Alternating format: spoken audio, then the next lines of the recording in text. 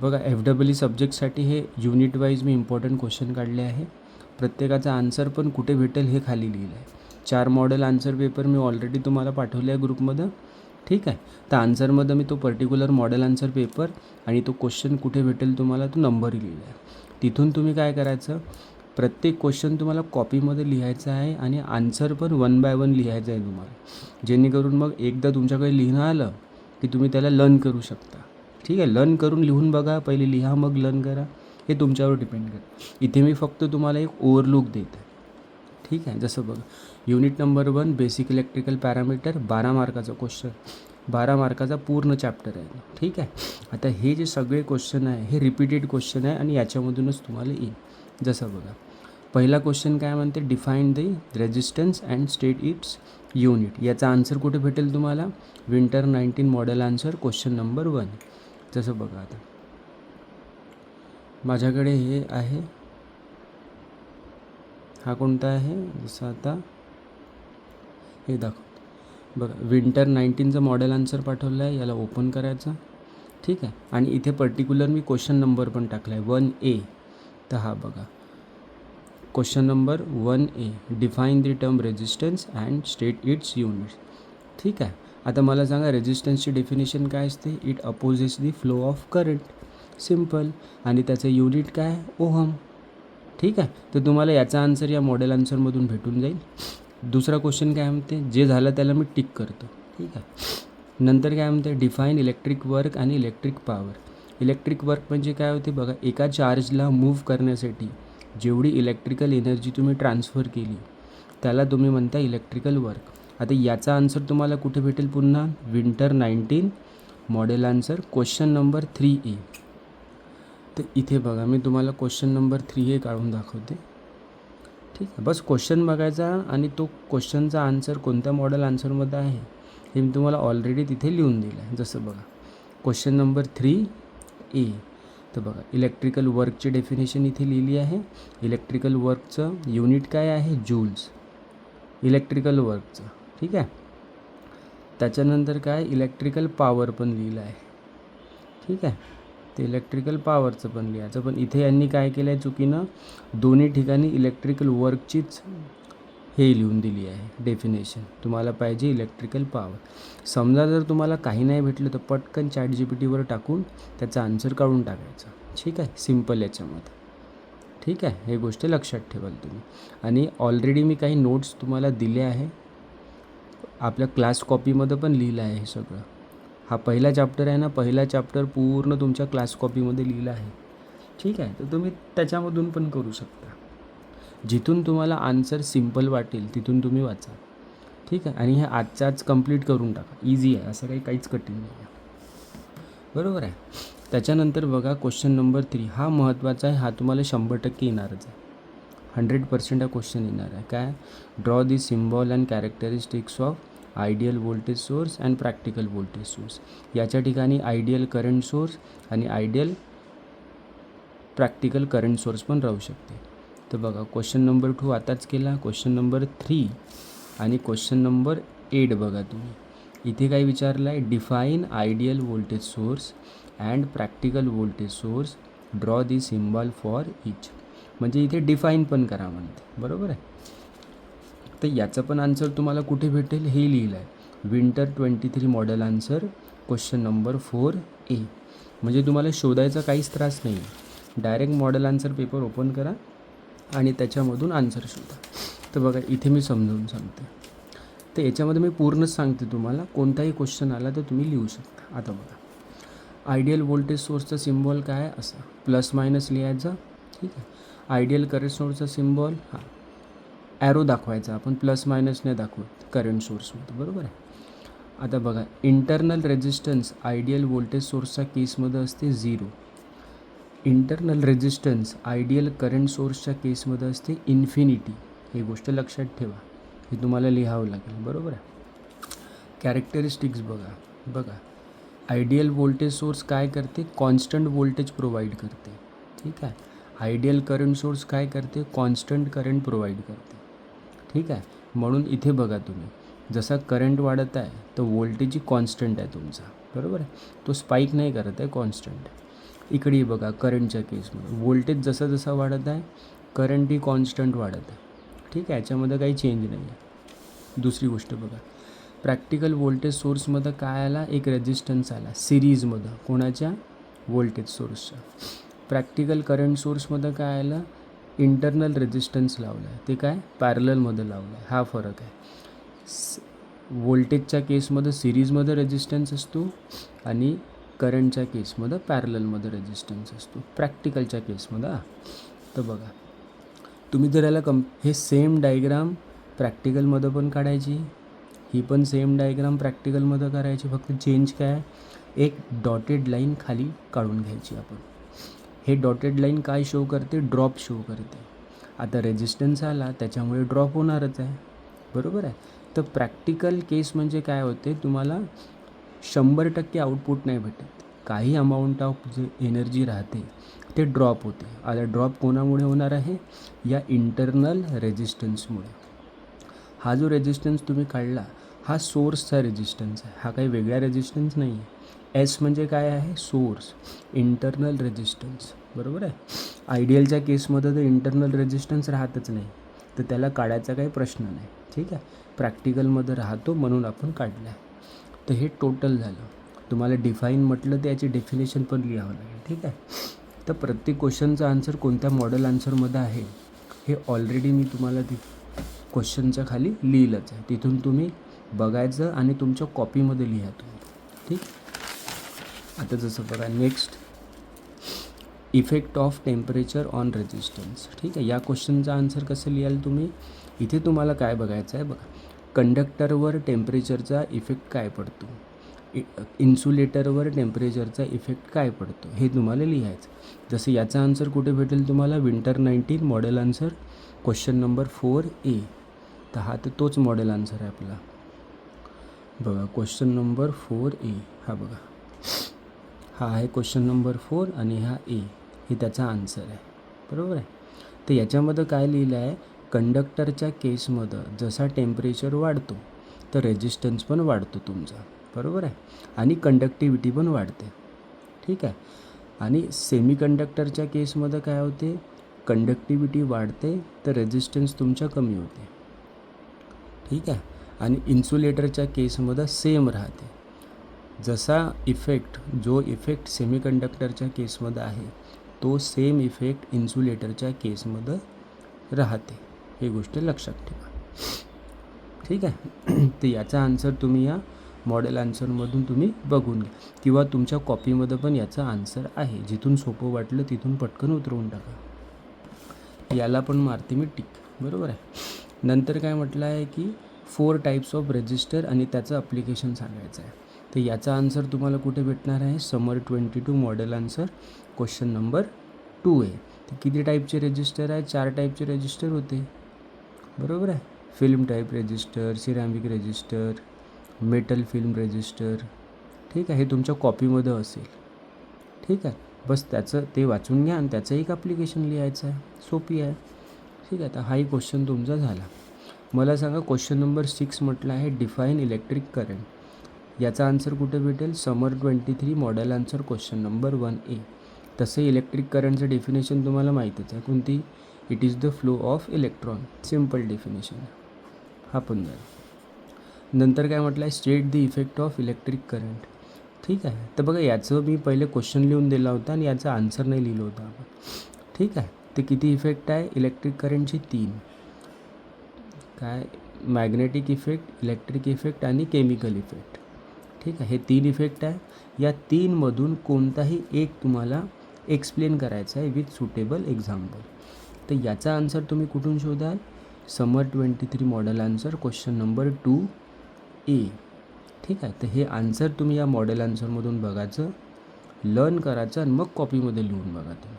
ठीक आहे, तर हा एवढा सिम्पल क्वेश्चन आहे. खूप हा चॅप्टर तुम्हाला पूर्ण करायचा आहे, हे 12 मार्क तुम्हाला सोडायचे. ठीक आहे, सिम्पल झाला. हा बघा तुमचा पहिला चॅप्टर इझिली कंप्लीट झाला. एवढेच क्वेश्चन आहे, व्यवस्थितरित्या करा, पहिला चॅप्टर तुमचा कंप्लीट झाला इथे, बरोबर आहे. आता तुम्ही बघा दुसरा चॅप्टर बघा तुम्ही पटकन. दुसऱ्या चॅप्टरमध्ये काय आहे, DC सर्किट आहे, चॅप्टरचं नाव 14 मार्काचं आहे. ठीक आहे. याच्यामध्ये तुम्हाला न्यूमरिकल येतात, तर ते मी तुम्हाला लगेच सांगतो पटपट. जसं बघा, पहिला क्वेश्चन काय म्हणते, state the concept of electrical voltage drop. ठीक आहे. आता एक गोष्ट सांगा, व्होल्टेज ड्रॉप म्हणजे काय होते, व्होल्टेज तुमचं कमी झालं, बरोबर आहे. आता एक गोष्ट लक्षात ठेवा, मी तुम्हाला पटपट इथे सांग, व्होल्टेज ड्रॉप कुठे होईल, रेजिस्टन्सच्या केसमध्ये होईल, बरोबर आहे. बघा, जेव्हा तुम्ही करंट सप्लाय करता किंवा करंट रेजिस्टन्सला देता, तर याच्या अक्रॉस काय डेव्हलप होते, व्होल्टेज. ठीक आहे, बरोबर. त्याच व्होल्टेजला तुम्ही काय म्हणता, internal voltage drop. The voltage develop across resistance is called as internal voltage drop. आता या इंटरनल व्होल्टेज ड्रॉपमुळे काय होते, तुमचा जो आउटपुट व्होल्टेज आहे, ठीक आहे, आउटपुट व्होल्टेज आहे त्याच्यामध्ये काय होते, तो काय होते, आउटपुट व्होल्टेज रिड्यूस होते. ठीक आहे, कारण जो इनपुट तुम्ही दिला होता त्याच्यामधून काही व्होल्टेज तर ड्रॉप झाला, म्हणजे लॉसमध्ये गेला. ठीक आहे, तर याचा अर्थ काय झाला, आउटपुट व्होल्टेज तुमचं झाला कमी. ठीक आहे, तर याचं प्रॉपर थेरी आन्सर तुम्हाला कुठे भेटेल, winter 23 model answer question number 1B. याला पण मी मारते tick. State and explain Ohm's law. Ohm's law तुम्हाला काय म्हणते, इथे लक्ष द्या. ठीक आहे, जर तुमचा टेम्परेचर कॉन्स्टंट आहे, मी काय म्हटलं, जर तुमचा टेम्परेचर कॉन्स्टंट आहे तर व्होल्टेज आणि करंटचा रेशो काय असतो, कॉन्स्टंट राहतो. आणि या कॉन्स्टंट टर्मलाच तुम्ही काय म्हणता, रेजिस्टन्स म्हणता. सिम्पल आहे. ओहम्स लॉ तुम्हाला काय सांगतो, जर तुमचा the ratio off voltage and current is constant if the temperature is constant. तर या क्वेश्चनचा आन्सर तुम्हाला कुठे भेटेल, same winter 23 model answer question number 3C. खूप सिम्पल आहे, हा 4 मार्काचा क्वेश्चन आहे, एवढा सिम्पल आहे. आता बघा, क्वेश्चन नंबर 3 काय म्हणते, state the meaning of active and passive network. बरोबर, याचा आन्सर बघा. ॲक्टिव्ह नेटवर्क म्हणजे काय होते, बघा, जर एखाद्या नेटवर्कमध्ये, जसं बघा, ही एक सर्किट आहे किंवा नेटवर्क आहे. ठीक, या नेटवर्कमध्ये एनर्जी सोर्स आहे का, बरोबर आहे, तर तुम्ही या नेटवर्कला ॲक्टिव्ह नेटवर्क म्हणा. बघा, जर नेटवर्कमध्ये ॲटलिस्ट एक तरी एनर्जी सोर्स असेल तर त्याला तुम्ही ॲक्टिव्ह नेटवर्क म्हणा. आणि ज्या नेटवर्कमध्ये एनर्जी सोर्स नसेल, जसं इथे बघा, इथे एनर्जी सोर्स आहे का, नाही, तर याला तुम्ही काय म्हणाल, पॅसिव्ह नेटवर्क म्हणाल. ठीक आहे, याच्यासोबत 2 आणखी आहे, कोणते, युनिलॅटरल आणि बायलॅटरल. ठीक आहे, तर याचा आन्सर ना नोट्समध्ये दिला आहे, नोट्समध्ये पहिलाच क्वेश्चन आहे, तिथून बघून घ्या.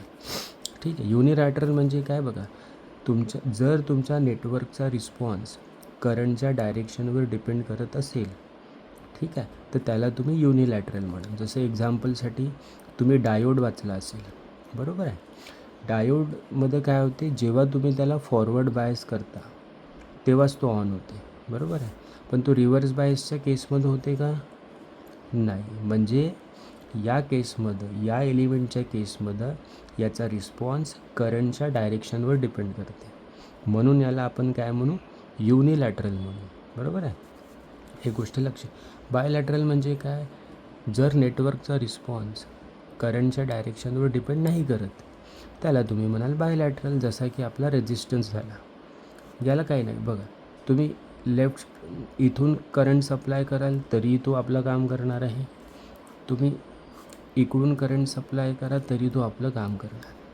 ठीक आहे, तर रेजिस्टन्सला आपण बायलॅटरल एलिमेंट का बरं म्हणतो, कारण इथे करंटच्या डायरेक्शनवर याचा रिस्पॉन्स डिपेंड करत नाही, तुम्ही कोणत्याही डायरेक्शननी करंट फ्लो करू शकता. डायोडच्या केसमध्ये तसं नाही आहे. ठीक आहे, हे 2 एक्झाम्पल आहे. युनिलॅटरलचा एक्झाम आहे डायोड, एक्झाम्पल आहे डायोड, आणि बायलॅटरलचा एक्झाम्पल आहे तुमचा रेजिस्टन्स. ही गोष्ट लक्षात, यालाही टिक मारू आपण. ठीक आहे, तर वाटल्यास तुम्ही समर 23 मॉडेल आन्सरमधून क्वेश्चन नंबर 1B मधून आन्सर कॉपी हे करा, रेफरन्स किंवा नोट्समध्ये ते दिलंच आहे. नेक्स्ट बघा, आता तुम्ही क्वेश्चन नंबर 6वर येऊन जा. आधी पहिले क्वेश्चन नंबर 6 काय म्हटलं आहे, नोड ब्रांच मेश लूप. आता जसं बघा, ब्रांच म्हणजे काय असते तुमचं, ठीक आहे. ब्रांच म्हणजे काय बघा, सिंगल किंवा group of element connected between 2 point. तसं बघा, याला तुम्ही ब्रांच म्हणू शकता, यालाही तुम्ही ब्रांच म्हणू शकता. हे 2 पॉईंट आहे ए बी आणि याच्या मधोमध एक एलिमेंट कनेक्टेड आहे, तर तुम्ही याला ब्रांच म्हणू शकता. ठीक आहे. पण या केसमध्ये ही ब्रांच नाही झाली, हा सिम्पल वायर आहे. याला ब्रांच म्हणू शकता, याला ब्रांच म्हणू शकता, याला ब्रांच नाही म्हणू शकता. ब्रांच म्हणण्यासाठी 2 पॉईंटच्या मधोमध कोणताही एलिमेंट म्हणजे काय, आपले हेच resistor, inductor, capacitor, voltage source, current source, battery वगैरे ते कनेक्टेड पाहिजे, तेव्हा त्याला तुम्ही ब्रांच म्हणाल. आता जसं बघा, नोड म्हणजे काय असते, एक असा पॉईंट ज्याला मिनिमम 2 किंवा 2पेक्षा जास्त ब्रांच कनेक्ट असेल. जसं बघा, इथे किती आहे, 2 ब्रांच आहे, तर याला तुम्ही म्हणू शकता नोड. 2पेक्षा जास्त राहिले तर अजून चांगलं आहे, बरोबर आहे. आणि जंक्शन म्हणजे काय होते, इथे सांगते मी. जंक्शन म्हणजे काय होते, एक असा पॉईंट ज्याला 3 किंवा 3पेक्षा जास्त, हे 3 किंवा 3पेक्षा जास्त. ठीक आहे. या पॉईंटला तुम्ही जंक्शन म्हणू शकता, कारण याला 3पेक्षा जास्त ब्रांच कनेक्टेड आहे, बरोबर आहे. आता लूप म्हणजे काय होते, लूप म्हणजे होते it is a close path. ठीक आहे. म्हणजे जसं आता हे बघा, हा क्लोज आहे का, हा सर्किट क्लोज आहे का, हो, तर याला तुम्ही लूप म्हणू शकता, बरोबर आहे. हा सर्किट क्लोज आहे का, नाही, तर याला तुम्ही लूप नाही म्हणू शकत, पण याला तुम्ही लूप म्हणू शकता. कोणत्याही डायग्रामला लूप म्हणण्यासाठी तो क्लोज पाहिजे, हे लक्षात ठेवा. त्याच्यानंतर काय आहे, मेश नावाची टर्म राहिली. ठीक आहे. मेशच्या केसमध्ये काय अडते आपलं काम, मेशची कंडिशन आहे. मेश काय म्हणतो, मेश पण क्लोज पाथ आहे, पण त्याच्या आतमध्ये दुसरा कोणता क्लोज पाथ नाही पाहिजे. जसं बघा, हा जो सर्किट आहे, जसं मी एक सर्किट काढली इथे,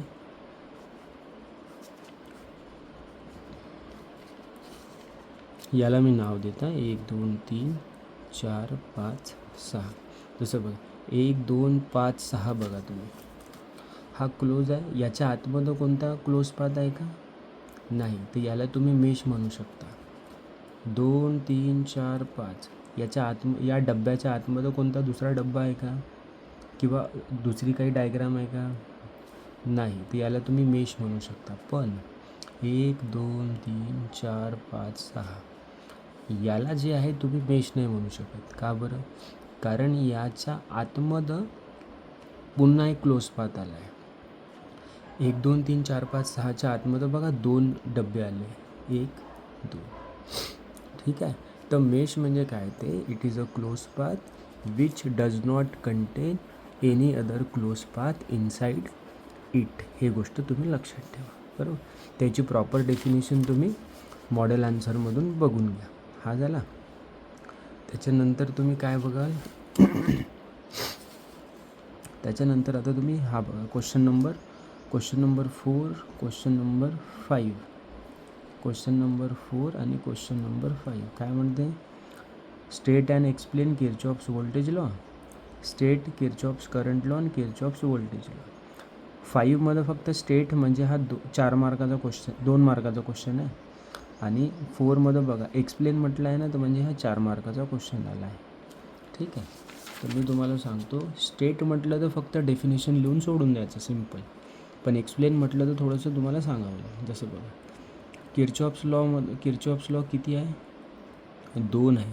किर्चॉफ्सने 2 लॉ तुम्हाला सांगितले, Kirchhoff's voltage law, Kirchhoff's current law. ठीक आहे. किर्चॉफ्स व्होल्टेज लॉ तुम्ही कुठे अप्लाय करता, लूपमध्ये. लूपचा अर्थ तुम्हाला काय होतं, लूप किंवा मेश म्हणा. ठीक आहे. आणि KCL तुम्ही कुठे अप्लाय करता, नोड. ठीक आहे, जंक्शनवर. ठीक आहे. नोडवर अप्लाय करता KCL आणि मेशवर अप्लाय करता तुम्ही KVL. आता मला सांगा, KVL किर्चॉफ्स व्होल्टेज लॉ तुम्हाला काय सांगतो, summation of all voltages is equals to 0. ठीक आहे. आता जसं हाच सांगतो. आणि जर तुम्हाला आता एक्सप्लेन जर म्हटलं, तर तुम्हाला अशी सिंपल डायग्राम काढावं लागेल. ठीक आहे. याच्यामध्ये करंट दाखवावं लागेल, करंटची डायरेक्शन दाखवावं लागेल, याला नावं देऊन द्या अशी V1 V2 V3. ठीक आहे. KVL तुम्हाला काय सांगतो, सगळ्या summation of all voltage around a loop is equals to 0. आता तुम्ही KVL लावा. KVL लावणं म्हणजे काय, किती एलिमेंट आहे, 3. तर इक्वेशनमध्ये 3 एलिमेंट आले पाहिजे आणि साईन आपण पहिला घेतो. असं बघा, या ॲरोनुसार याचा पहिला साईन काय आहे, मायनस, तर मायनस V1. या ॲरोनुसार याचा पहिला साईन काय आहे, प्लस, म्हणजे प्लस V2. याच्यानुसार पहिला साईन प्लस इक्वल्स टू 0. ठीक आहे. तर KVL तुम्हाला अजून एक स्टेटमेंट सांगतो, काय, summation of voltage rise equals to summation of voltage drop. हे गोष्ट लक्षात. व्होल्टेज राईज म्हणजे काय, करंट निगेटिव्हमध्ये एंटर केला आणि पॉझिटिव्हमधून बाहेर निघेल. तर या डायग्राममध्ये तो कोणता आहे, V1 बघा, इथे बघा, एंट्री कुठून होत आहे करंटची, मायनसमधून, आणि जात कुठे आहे, म्हणजे डिलिव्हर कुठे होत आहे, प्लस. तर याला तुम्ही म्हणाल व्होल्टेज राईज, बरोबर आहे. तर V1 इज इक्वल्स टू, ठीक, निगेटिव्ह नाही राहील. बघा, हा निगेटिव्ह इकडे चालला जाईल तर पॉझिटिव्हच बनणार आहे तो, म्हणून इथं आपण प्लस लिहिलं. व्होल्टेज ड्रॉप म्हणजे काय, करंट प्लसमधून एंटर करेल. V2 आणि V3मध्ये करंट प्लसमधून एंटर करून राहिला, हे झाले तुमचे व्होल्टेज ड्रॉप. तर ॲक्च्युअल सर्किटमध्ये व्होल्टेज ड्रॉप कुठे होते, रेजिस्टन्समध्ये होते, हे लक्षात ठेवा. तर एक्सप्लेन म्हटलं तर तुम्हाला असं लिहावं लागेल. ठीक आहे, ही गोष्ट लक्षात ठेवा. त्याचं प्रॉपर आन्सर मॉडेल आन्सरमध्ये आहे, मी फक्त इथं ओव्हरलुक तुम्हाला करून दिलं. जसं बघ, KCL तुम्हाला काय सांगतो, KCL म्हणतो algebraic sum of all current, ज्याच्यामध्ये इनकमिंग करंट पण आले आणि आउटगोईंग करंट पण आले, या सगळ्या करंटचा सम काय तो 0. अजून एक स्टेटमेंट तो काय सांगतो, summation of incoming current is equals to summation of outgoing current. ठीक आहे. तर ह्या 2 स्टेटमेंट लिहिल्या, डेफिनेशन संपली. पण ज्यावेळी तुम्हाला एक्सप्लेनेशन म्हटलं तर तुम्हाला अशी डायग्राम काढावं लागेल. हा नोड काढला आणि 2-4 करंट दाखवून द्यायचे. जसं बघा, I1 I2 इनकमिंग आहे आणि I3 I4 आउटगोईंग आहे. तर पहिले काय लिहाल तुम्ही, summation of all current is equals to 0. याच्यामध्ये बघा, इनकमिंगला आपण निगेटिव्ह करंट मानतो, हे आपलं अझम्पशन आहे, आणि आउटगोईंग करंटला आपण पॉझिटिव्ह मानतो, इक्वल्स टू 0. दुसरा स्टेटमेंट काय आहे, summation of incoming current is equals to summation of outgoing current. Incoming current किती आहे इथे, I1 आणि I2. प्लस का बरं आलं, कारण ही जे टर्म आहे निगेटिव्ह, इक्वल टूच्या राईट साईडला जाईल, तो ऑब्वियस आहे, तर प्लसच येईल. आणि I3 I4 हे काय, तुमचं आउटगोईंग करंट. ठीक आहे. तर याला असं बॉक्समध्ये टाकून द्यायचं. एक्सप्लेनेशन कधी द्याल, जेव्हा 4 मार्काचा क्वेश्चन राहील. 2 मार्काचा असेल तर फक्त थेअरीची डेफिनेशन लिहून टाकायची, बस झालं, तुमचं काम संपलं, बरोबर आहे. आता बघा, राहिला काय तुमचा महत्त्वाचा पोर्शन. जसं हा एक डेरिवेशन आहे, derive the expression for equivalent resistance in parallel connection, बरोबर आहे. तर याच्यामध्ये काय लिहिलं आहे असं, याचा आन्सर तुम्हाला कुठे भेटणार आहे, winter 19 model answer question number 3C. तर यालाही मी टिक मारते. टिक मारणं म्हणजे काय झालं, जसं बघा इथे मी तुम्हाला ओव्हरलुक, एक व्होल्टेज सोर्स घेतला मी, ठीक, या व्होल्टेजमधून जो करंट निघेल त्याला काय म्हटलं, I, आणि असे 3-4 रेजिस्टन्स मी पॅरललमध्ये कनेक्ट केले. ठीक आहे. याला म्हटलं R1 R2 R3 आणि R4. R1मधून कोणता करंट चालला, I1, R2मधून I2, R3मधून I3 आणि R4मधून R, बरोबर आहे. ही गोष्ट लक्षात ठेवा. आता जसं तुम्हाला माहीत आहे ना की I काय आहे तुमचा, हा टोटल करंट आहे, म्हणजे बरोबर आहे. म्हणजे I1 I2 I3 I4चा जर तुम्ही सम कराल तर तुम्हाला जे आन्सर भेटेल ते काय राहील, तुमचं टोटल करंट, बरोबर. बघा, हा Iच समोर जाऊन डिवाईड झाला आहे, म्हणजे तुम्ही सगळ्याचं सम कराल तर तुम्हाला काय भेटेल, टोटल करंट I1. तर तुम्ही I is equals to I1 plus I2 plus I3 plus I4 आरामात लिहू शकता. मला सांगा, by Ohm's law I is equals to काय होते, V इंटू R. ठीक आहे, V is equals to I into R होते. ही गोष्ट लक्षात ठेवा. तर आय इज इक्वल्स टू काय बनेल व्ही बाय आर. ठीक आहे. तर मला सांगा I1च्या केसमध्ये काय बनेल व्ही अपॉन R1. I2च्या केसमध्ये काय बनेल व्ही अपॉन R2. I3च्या केसमध्ये काय बनेल व्ही अपॉन R3. I4च्या केसमध्ये काय बनेल व्ही अपॉन R4. तर ही सगळी टर्म इथे पुट करून जातो. I is equals to V R1 V upon R2 V upon R3 V upon R4. V प्रत्येक ह्याच्यामध्ये आहे तर त्याला कॉमन घेऊन घेऊ, याला आपण सेपरेट लिहू. ठीक आहे. प्रत्येक गोष्ट सोपं आहे. इथे मी फक्त ओव्हरलुक देत आहे तुम्हाला, बाकी प्रॉपर आन्सर तर तुम्ही मॉडेल आन्सर किंवा नोट्समध्ये जे दिलं आहे ना ते तुम्ही लिहा. ठीक आहे. आता मला सांगा तुम्ही, आता हे झालं, हे जे रेजिस्टन्स झाले 1/R2 1/R1 1/R3 1/R4, याला आपण रिप्लेस करू कशाने RT, म्हणजे हा टोटल रेजिस्टन्स झाला. ठीक आहे. या सगळ्या रेजिस्टन्सला आपण एका रेजिस्टन्सनी रिप्लेस केलं. तर हे डायग्राम तुम्ही अशी काढू शकता समोर जाऊन. हा काय झाला तुमचा RT, हा करंट तसाच होता आणि हा व्होल्टेजही तसाच. बरोबर आहे. तर महत्त्वाचं काय आहे, तुम्हाला इक्विव्हॅलेंट रेजिस्टन्सच काढायचं आहे. तर I is equals to V upon RT. Here तर तुम्ही काय लिहाल इथे, जसं RT इज इक्वल्स टू या केसमध्ये काय आहे 1/R1 1/R2 1/R3 आणि 1/R4. तर हे 4 रेजिस्टन्ससाठी झालं. पण जर nth नंबर ऑफ रेजिस्टन्स असेल तर हे 1/R मध्ये येईल 1/R. nth रेजिस्टन्स काय राहील, म्हणजे नंबर ऑफ रेजिस्टन्ससाठी काय राहील असं नंबर, जेवढी रेजिस्टन्स राहील तेवढ्याला तुम्हाला अशा पॅटर्नमध्ये लिहावं लागेल. बरोबर. पण मी तुम्हाला बघा सांगितलं आहे 2 रेजिस्टन्स जर पॅरललमध्ये असेल तर त्याचा आन्सर तुम्ही कसं लिहिता, डायरेक्ट 2 रेजिस्टन्स पॅरललमध्ये असेल तर कसं लिहा, पहिले तर तुम्ही असं लिहाल 1/R1 आणि 1/R2. ठीक आहे. पॅटर्न हाच राहील. पण आपल्याला तुम्हाला 1/RT पाहिजे का नाही, तुम्हाला RT पाहिजे फक्त. तर 2 रेजिस्टन्ससाठी बघा डायरेक्ट ट्रिक होती, वर द मल्टिप्लाय आणि खाली त्याचा ॲडिशन. ही सिम्पल ट्रिक होती. ठीक आहे. तर याचा आन्सर तुम्ही एकतर नोट्समधून बघून घ्या किंवा मॉडेल आन्सरमध्ये ते याचा आन्सर आहेच. ठीक आहे. तर याला पण मी टिक मारलं. आता महत्त्वाची गोष्ट काय, शेवटचा क्वेश्चन बघा, numerical on Kirchhoff's law. Kirchhoff's law म्हणण्यापेक्षा KVLवर तुम्हाला क्वेश्चन विचारते. ठीक आहे. तर बघा मी तुम्हाला सांगते, त्याला तुम्ही बघायचं आणि करा पटापट याला.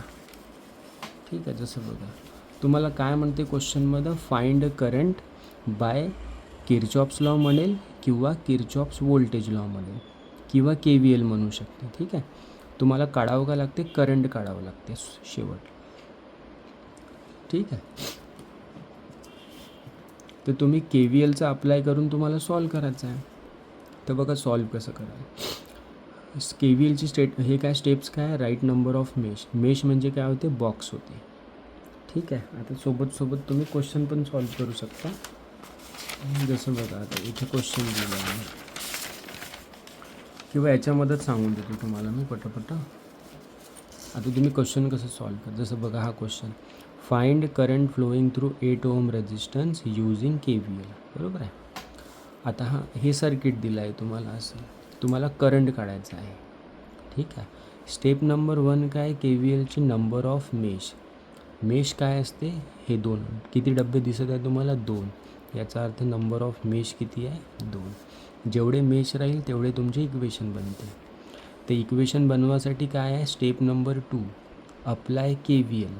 आता 2 मेश आहे तर 2 मेशमध्ये सेपरेट KVL अप्लाय करू. तर बघा apply KVL in mesh number 1. तर हा जो पहिला डब्बा होता ना, हा तुम्ही काढून टाकला इथे. बरोबर आहे. आता बघा मेश नंबर 1मधून कोणता करंट जाईल, I1. बरोबर आहे. आता हा जो 8 ओहमचा रेजिस्टन्स आहे ना, हा 2 मेशच्या मधोमध आहे, म्हणजे काय, याच्यामधून I1 पण जाईल आणि I2 पण जाईल. तर राईट साईडला जो करंट राहील तो कोणता राहील, I2 राहील. ठीक आहे. आता बघा इथे दोन गोष्टी आपण अज्युम करतो. कोणती? करंटची डायरेक्शन. आपण कोणती घेणार आहे? क्लॉकवाईज डायरेक्शन घेऊ आपण, डायरेक्ट. ठीक आहे, हे अझम्पशन आहे, हे आपल्या मतावर. क्लॉकवाईज डायरेक्शन आपण घ्यायची, बरोबर आहे. आता बघा इक्वेशन कसं लिहू आपण. जसं मी म्हटलं, आता तुम्हाला प्रत्येक एलिमेंटची पहिली साईन घ्यायची आहे, बरोबर आहे. आणि रेजिस्टन्सच्या केसमध्ये पहिलं साईन असते प्लस, नेहमी लक्षात ठेवा. आता जसं बघा, याच्यानुसार या बॅटरीची पहिली साईन काय आहे? मायनस आहे. बघा, मोठी लाईन म्हणजे प्लस असते, छोटी म्हणजे मायनस असते. तिथे काय लिहू आपण? -12. नंतर रेजिस्टन्स आला, बरोबर आहे. तर रेजिस्टन्सच्या केसमध्ये नेहमी प्लसच राहते. रेजिस्टन्स किती आहे? 5. करंट कोणता आहे? I1. हा जो करंट आहे फक्त रेजिस्टन्सच्या केसमध्ये लिहायचा, बाकी व्होल्टेजला ॲज इट इज लिहून टाकायचं तुम्ही. नंतर याला बघा, +8. करंट कोणता आहे? I1 नाही. बघा 8 ओहममधून दोन्ही करंट चालले, I1 पण चालला आणि I2 पण चालला. तर बघा याला लिहू कसं? या केसमध्ये सगळ्यात पहिले कोणता करंट लिहू मी? I1 लिहू की I2 लिहू? I1 लिहू. का बरं? कारण आपण KVL मेश 1मध्ये अप्लाय करतो. आणि नंतर काय लिहू? I2. मधामध्ये साईन कोणतं देऊ? बघा, दोन्ही डायरेक्शन आपल्या काय आहे? सेम आहे. ही पण क्लॉकवाईज, ही पण क्लॉकवाईज. तर सेम डायरेक्शन घ्यायचा ॲडव्हान्टेज काय? आपण डायरेक्ट मायनस लिहायचा मधोमध्ये. ठीक आहे. इक्वल टू काय राहील? 0. आता तुम्ही काय करा, थोडं याला एक्सपांड करून टाका. -12 + 5I1 प्लस याला आतमध्ये टाका, 8I1 - 8I2 = 0. आता या कॉन्स्टंटला नेहमी राईट साईडला फेकायचं. 5I, आता याचं ॲडिशन करा. 8 × 5 = 13. 13I1 - 8I2 = 12. इक्वेशन नंबर 1 झाला, बरोबर आहे. एवढा सिम्पल आहे. याला तुम्ही बॉक्स करा. Apply KVL in mesh 2. हा सेकंड डब्बा काढला आपण, तर सेकंड मेशमध्ये कोणता करंट जाईल? I2. आणि हा 8 ओहम तर म्हणजे 2 लूपच्या मधोमध आहे, 2 मेशच्या मधोमध आहे. तर लेफ्ट साईडला कोणता करंट जाईल? I1. डायरेक्शन ऑलरेडी आपण अज्युम केली आहे, क्लॉकवाईज. ठीक आहे, हे गोष्टी लक्षात ठेवा. आता KVL कसं अप्लाय कराल? तसं बघा, पहिली सुरुवात तुम्ही 8 ओहमपासून केली, तर 8 ओहम लिहिला आपण इथे व्हॅल्यू. हा मिडलमध्ये होता, त्याच्यामधून दोन्ही करंट जाईल, I1 पण जाईल आणि I2 पण जाईल. या केसमध्ये सांगा कोणत्या करंटला पहिले लिहावं लागेल? I2 आणि नंतर I1. मधात साईन कोणतं लिहू? मायनस. का बरं? दोन्ही करंटची डायरेक्शन सेम आहे. याचं काम झालं. मग इथे बघा, रेजिस्टन्समध्ये +3, याच्यामधून कोणता करंट चालला? फक्त I2, तर I2 लिहू, बरोबर आहे. नंतर हा आला. या डायरेक्शननुसार याची पहिली साईन कोणती आहे? +10 = 0. व्होल्टेजच्या केसमध्ये करंट नाही लिहायचं, बरोबर आहे. हे गोष्ट लक्षात ठेवा. आता काय कराल तुम्ही? याला थोडंसं मल्टिप्लाय करून टाका. 8I2 - 8I1 + 3I2 आणि +10 = 0. आता मला सांगा, पहिले काय लिहायचं आपण? हा जो कॉन्स्टंट राहते ना, याला नेहमी आपण राईट साईडला शिफ्ट करून द्यायचं. -8I1 + 3 8I2 = इथे प्लस होता तर इकडे जाऊन मायनस बरं. तर आता 3 टर्म उरले आहे बघा. I2 आणि I2चं ॲडिशन करून टाका. पहिले मी I1 वाली टर्म लिहितो. या दोघाचं ॲडिशन किती होते? 11I2 = -10. हा काय झाला तुमचा? Equation number 2. ठीक आहे. तर इथे तुमची स्टेप नंबर 2 क्लिअर झाली. आता बघा इथे आली स्टेप नंबर 3. काय आहे? Write matrix form. Matrix form कसं लिहायचं आहे? पहिले रेजिस्टन्स, मग करंट आणि =2च्या नंतर व्होल्टेज. रेजिस्टन्स बघा, आता इक्वेशन नंबर 1मध्ये I1चा कोइफिशियंट किती आहे? 13. I2चा कोइफिशियंट किती आहे? -8. तर हा झाला 13, हा झाला -8. इथे काय येईल? I1 आणि I2. राईट साईडला काय दिलं आहे? 12. इथे लिहिलं आपण 12. इक्वेशन नंबर 2 बघा. आता I1चा कोइफिशियंट किती आहे -8, I2चा किती आहे 11 आणि राईट साईडला किती लिहिलं आहे -8. तर इथे लिहायचा -8, इथे लिहू आपण 11 आणि इथे लिहू आपण -10. बरोबर आहे. जेव्हा तुम्ही मॅट्रिक्स फॉर्म लिहिता तर लक्ष द्या, हे दोन्ही जे व्हॅल्यू आहे ना सेम आल्या पाहिजे. हे जर डिफरंट असेल याचा अर्थ तुमचं काहीतरी चुकलं आहे. बरोबर आहे. हे स्टेप नंबर 3 झाली. आता लास्ट स्टेपवर तुम्ही आले आहे. ठीक आहे. लास्ट स्टेप म्हणजे काय, जे तुम्हाला म्हटलं आहे करंट काढायचं. आपण कसा काढू, आपण करंट आपण काढतो बाय यूजिंग क्रॅमर्स रूल. ठीक आहे. जर तुम्हाला आता I1 काढायचं असेल तर तुम्ही काय लिहिता Δ1/del. I2 जर काढायचं असेल तर Δ2/del लिहिता. हे सगळं डिपेंड करते की ज्या रेजिस्टन्समधला करंट काढायचा आहे तो कोणत्या मेशमध्ये येते, 1मध्ये येते, 2मध्ये येते की मधात येते. मधात आला तर I1 पण काढावं लागेल आणि I2 पण काढावं लागेल. का बरं, या केसमध्ये तुम्हाला करंट काढायचा आहे 8 ओहममधला. आता हा 2 मेशच्या मधोमध येत आहे, म्हणजे याच्यामधून I1 पण चालला होता आणि I2 पण चालला होता. बरोबर आहे. तर इथे दोन्ही करंट तुम्हाला काढावं लागेल पहिले. ठीक आहे. आणि मग तुम्ही बडा मायनस छोटा काढाल आणि मग फायनल आन्सर भेटेल. जसं बघा आता I1 किती आलं तुम्हाला, समजा I1 कसं काढाल Δ1/del.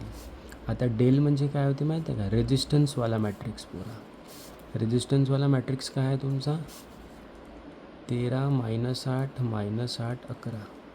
ठीक आहे. तर याचा आन्सर कसा काढता, क्रॉस मल्टिप्लाय करता. क्रॉस मल्टिप्लाय म्हणजे 13 × 11 मायनस. आता जसं बघा हे मायनस मायनस तर प्लस होऊन जाते, तर याला तुम्ही 8 × 8 लिहू शकता डायरेक्ट. बरोबर आहे. मायनस × मायनस प्लसच होणार आहे. तुम्ही मायनस लिहिलं तरीही चालते, पण मायनस लिहाल तर प्रॉपर तुम्हाला हे लिहावं लागेल. तर डेलचा आन्सर निघून जाईल तुमचं काहीतरी.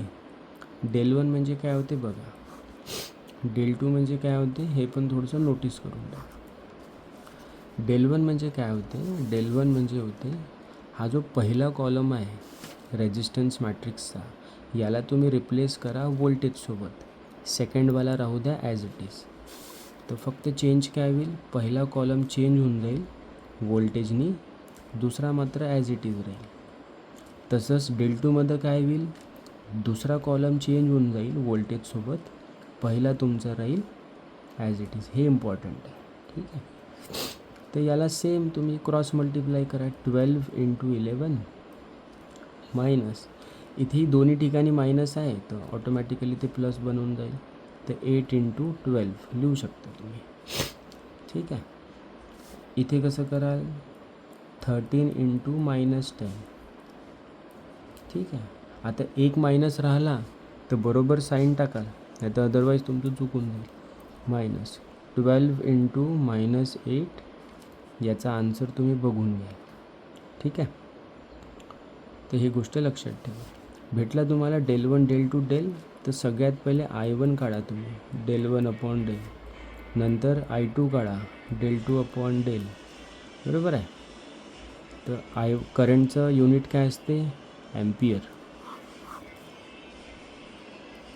याचं पण युनिट काय येईल ॲम्पियर. ठीक आहे. पण हे फायनल आन्सर नाही झालं तुमचं. फायनल आन्सर कसं होईल तुमचं. ठीक आहे. करंट थ्रू 8 ओहम = काय होईल, समजा मी एक्झाम्पल देत आहे. याचा आन्सर आलं तुमचं 5 ॲम्पियर, याचा आन्सर आलं तुमचं 10 ॲम्पियर. तर फायनल करंट कसं कराल, ग्रेटर मायनस आपण लोअर करतो. इथे मोठा कोण आहे I2, तर I2 मायनस I1 कराल तुम्ही. ठीक आहे. जर तुमचं याचं आन्सर 10 असतं आणि याचं 5 असतं तर तुम्ही काय केलं असतं I1 मायनस I2. ठीक आहे. तर नंतर जे फायनल आन्सर येईल, ठीक आहे, ते काय होऊन जाईल तुमचं फायनल आन्सर होऊन जाईल. आणि तुम्हाला जनरली मिडल ब्रांचमधलाच करंट काढण्यासाठी येईल, कारण इथे तुम्हाला I1ही काढावं लागते आणि I2 पण काढावं लागते. हे गोष्ट लक्षात ठेवा. बरोबर. ते एवढं सिम्पल आहे. तुम्हाला जे मी सांगितलं ते अप्लाय करायचं आहे आणि नोट्समधले सगळे क्वेश्चन तुम्हाला प्रॅक्टिस करायचे. ठीक आहे. काही अडलं तर याला तुम्ही पुन्हा बघा आणि सॉल्व करून टाका. बरोबर आहे. तर इथे तुमचा दुसरा चॅप्टर पण कंप्लीट झाला. ठीक आहे. तर कसं नोट्समधून पण तुम्ही क्वेश्चन प्रॅक्टिस करू शकता. तर बघा, जो क्वेश्चन मी तुम्हाला सांगितला होता ना, तो नोट्समधला समर 22 आहे. या इथे पण थोडं समजून घ्या. क्वेश्चनमध्ये काय म्हटलं आहे, find current flowing through 8 ohm resistance using KVL. तर मी तुम्हाला काय म्हटलं, क्वेश्चनमध्ये एक तर किर्चॉफ्स व्होल्टेज लॉ म्हणेल किंवा किर्चॉफ्स लॉ म्हणेल फक्त. तर किर्चॉफ्स लॉ म्हटलं तरीही KVL लिहायचा, आणि जर KVL म्हटलं तर साहजिक आहे KVLनी सॉल्व करावं लागेल. तर स्टेप नंबर 1 काय राहते, नंबर ऑफ मेश. मेश म्हणजे काय होते, सिम्पल लँग्वेजमध्ये किती बॉक्स दिसत आहे तुम्हाला, 2. तर 2 मेश झाली. तर नंबर ऑफ इक्वेशन पण 2च राहील. ठीक आहे. स्टेप 2मध्ये आता इक्वेशन बनवायचे. तर जसं बघा, पहिला बॉक्स इथे बघा तुम्ही राईट साईडला, पहिला बॉक्स मस्त काढला तुम्ही, पूर्ण व्हॅल्यू लिहिली.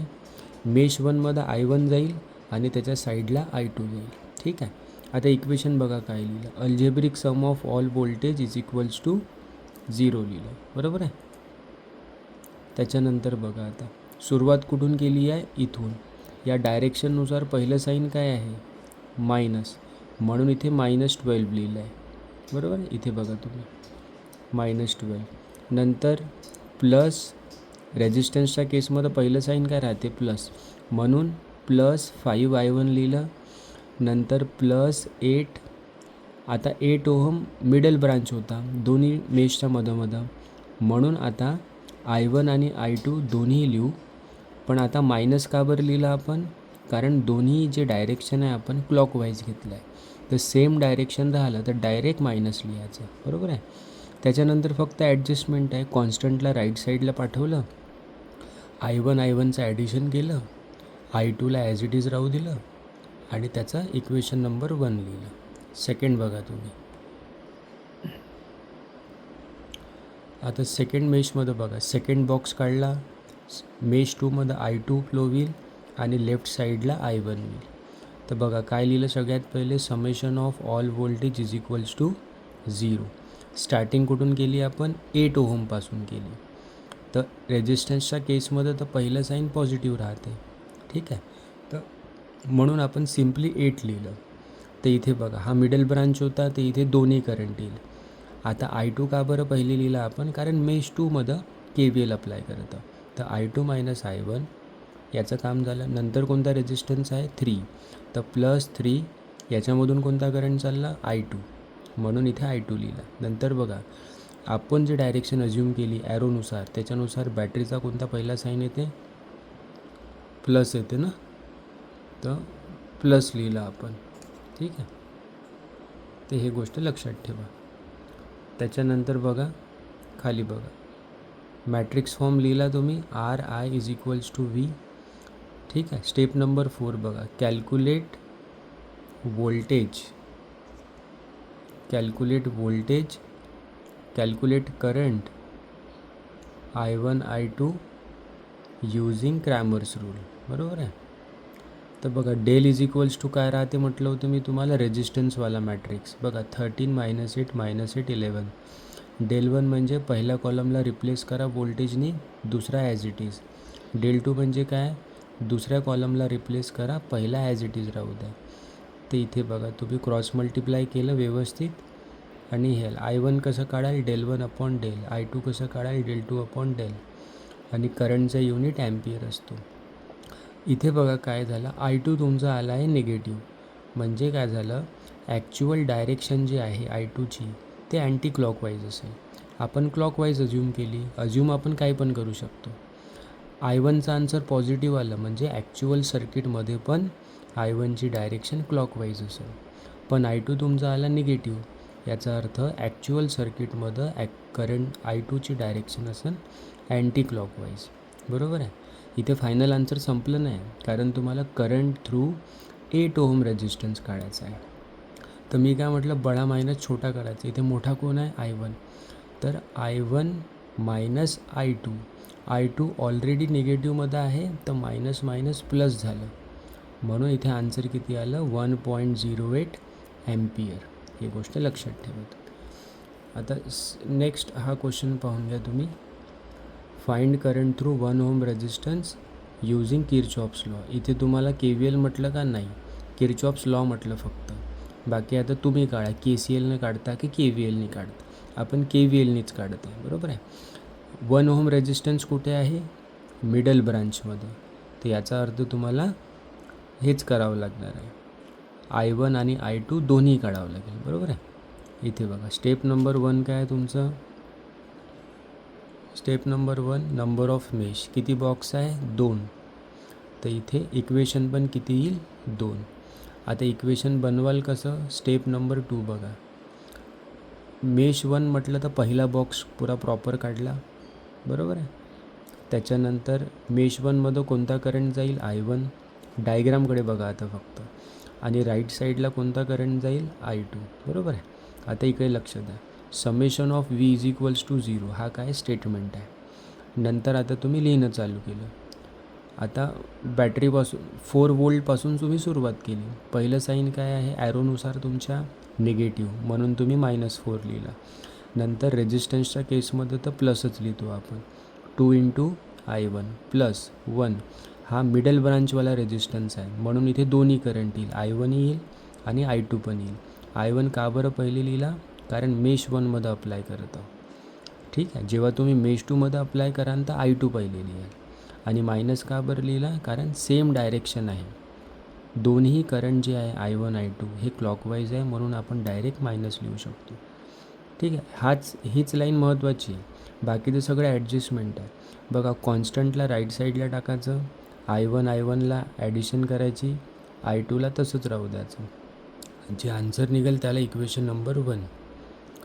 नेक्स्ट बघा तुम्ही, अप्लाय KVL इन मेश 2. डायग्रामकडे बघा, सेकंड बॉक्स काढला, मेश 2मधून कोणता करंट जाईल, I2. आणि लेफ्ट साईडला कोणता करंट जाईल, I1. स्टेटमेंट काय लिहिलं आहे तुम्ही, summation of V is equal to 0.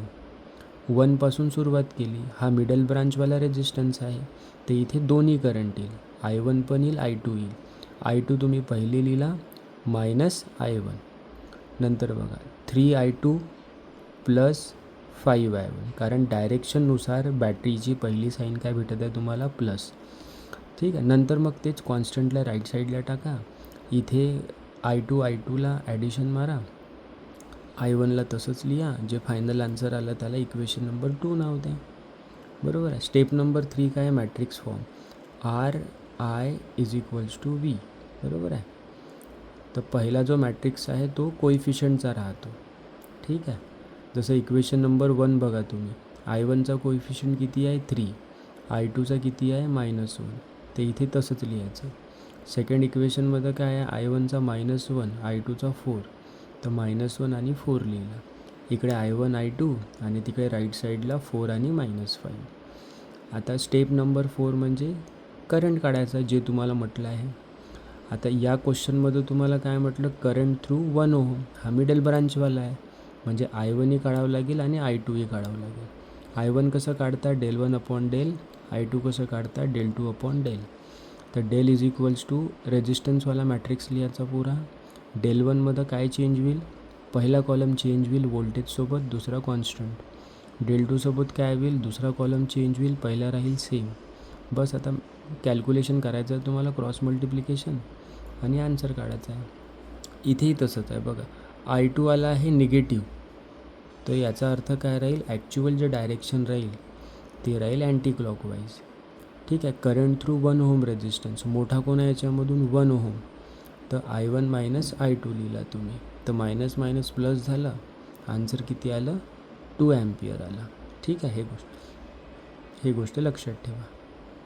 त्याच्यानंतर बघा एक शेवटचा क्वेश्चन मी तुम्हाला सांगतो, बाकी सेमच आहे, याच्याकडे लक्ष द्या तुम्ही. आता हा जो क्वेश्चन आहे, इथे तुम्ही व्होल्टेजकडे लक्ष द्या. 6 वोल्ट कॉमो देऊन 0.5 ओहम लिहिला आहे, आणि राईट साईडला 12 वोल्ट कॉमो देऊन 1 ओहम लिहिला आहे, ठीक आहे. तर इथे जर तुम्ही डायरेक्ट सॉल्व करणं चालू केलं तर इथे तुमचं प्रॉब्लेम चुकेल. इथे एक्झामिनरनी काय केलं आहे, इंटरनल रेजिस्टन्स तुम्हाला दिला आहे. 6 वोल्टचा इंटरनल रेजिस्टन्स किती आहे, 0.5. 12 वोल्टचा किती आहे, 1. तर तुम्हाला यालाही कन्सिडर करावं लागेल. तर पहिले आपण काय केलं, रिड्रॉन केलं सर्किटला, म्हणजे लेफ्ट साईडला 0.5 ओहम दाखवला, राईट साईडला 1 ओहम दाखवलं, बरोबर आहे. आता सिम्पल सर्किट बनली जशी आता आपण पाहत आलो. तर आता तसंच सॉल्व करायचं जसं तुम्हाला आतापर्यंत सांगत. पहिले नंबर ऑफ मेश, मग KVL अप्लाय करायचा दोन्ही लूपमध्ये, ठीक आहे. बॅटरीच्या केसमध्ये जो साईन आला तो लिहायचा.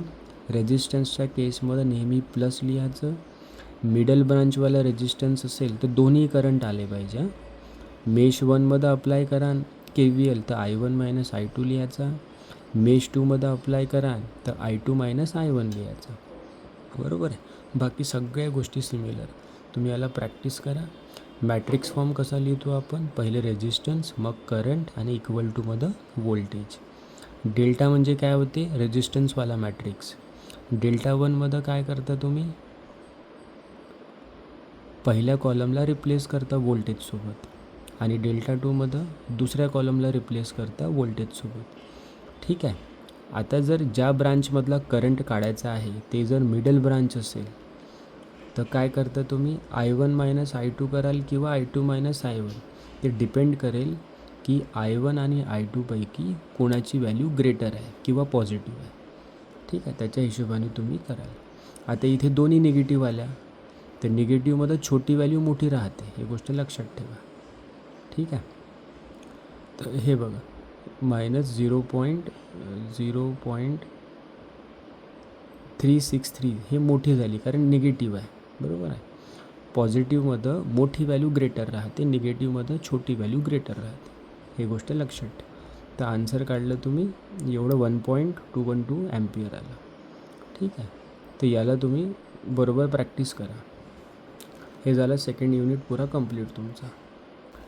तिसरा जो चॅप्टर आहे त्याच्यामध्ये काय, कॅपॅसिटर आणि बॅटरी. तर पहिला क्वेश्चन काय आहे ते तुम्हाला, डिफाईन डायइलेक्ट्रिक स्ट्रेंथ आणि ब्रेकडाऊन व्होल्टेज. बघा या दोन्ही टर्म कोणाच्या रिलेटेड आहे, इन्सुलेटरच्या रिलेटेड आहे. कॅपॅसिटरमध्ये काय असतो, डायइलेक्ट्रिक मटेरियल राहतो आणि 2 कंडक्टर राहतं म्हणजे प्लेटा राहते, बरोबर आहे.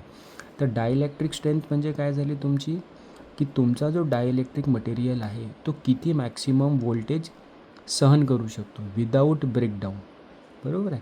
किती मॅक्सिमम व्होल्टेज तो बिअर करू शकतो without breakdown it's dielectric property.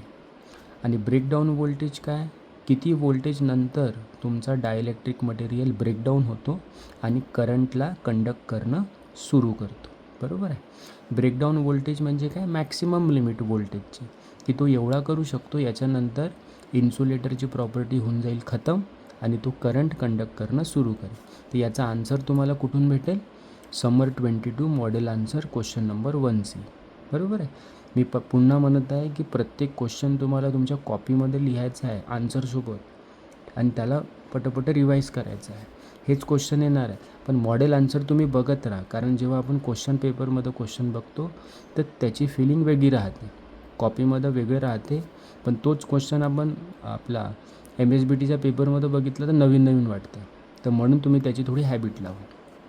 Second question काय म्हणते, factors affecting the capacitance of capacitor. कोणते फॅक्टर कॅपॅसिटन्सवर फरक इफेक्ट करते. पहिलं जसं बघा थिकनेस, ठीक आहे. एरिया ऑफ कॉपर प्लेट, म्हणजे कॅपॅसिटर ज्याचे प्लेट राहते ना त्याचा एरिया, त्याची थिकनेस, बरोबर आहे.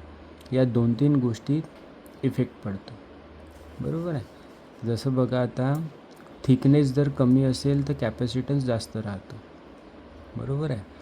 त्याच्यानंतर काय म्हणू शकता तुम्ही, अजून 2-3 पॉईंट आहे, मी तुम्हाला एक सांगितलं कोणता, थिकनेसवाला, ठीक आहे. आणि जर एरिया जर कॅपॅसिटर प्लेटचा जास्त असेल तर कॅपॅसिटन्स कमी राहतो. थिकनेस जर कमी असेल तर कॅपॅसिटन्स जास्त राहतो. 2 सांगितले आहे, 2 तुम्ही याच्यामधून बघून घ्या.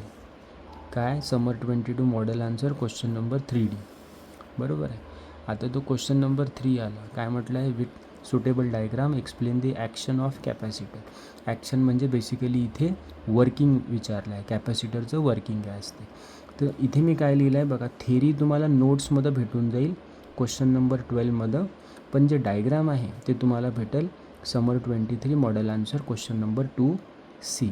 याच्यामध्ये थेरी व्यवस्थित नाही लिहिली आहे, पण डायग्राम तुम्हाला भेटून जाईल मस्त. कॅपॅसिटर बेसिकली कसा काम करते बघा, जेव्हा तुम्ही व्होल्टेज देता, ठीक आहे, तर समजा जर हे कॅपॅसिटरचा सिम्बॉल आहे हा, तुम्ही याला काय दिलं, व्होल्टेज अप्लाय केला व्ही नावाचा, ठीक आहे. तर एका प्लेट सॉरी इथे काय राहते, पॉझिटिव्ह चार्ज राहील आणि इथे निगेटिव्ह चार्ज राहील. ज्यावेळी तुम्ही व्होल्टेज अप्लाय करता तर एका प्लेटवरून चार्ज काय होते, दुसऱ्या प्लेटकडे अट्रॅक्ट होते, बरोबर आहे. तर या प्रोसेसमुळे काय होते, inside the capacitor electric field generate होते. आउटसाइड दी कॅपॅसिटर नाही होत, इनसाइड दी कॅपॅसिटर होते. तर याचं प्रॉपर एक्सप्लेनेशन तुम्हाला नोट्समध्ये भेटेल, क्वेश्चन नंबर 12. जे इझी पॉईंट वाटले तेच लिहायचं, बरोबर आहे. एकदम धावपळीनं काय करायचं नाही, जे इझी पॉईंट वाटले ते तुम्ही लिहून टाकायचे. नंतर बघा क्वेश्चन नंबर 4 काय म्हणते, टाईप्स ऑफ कॅपॅसिटर आणि explain the construction of any one.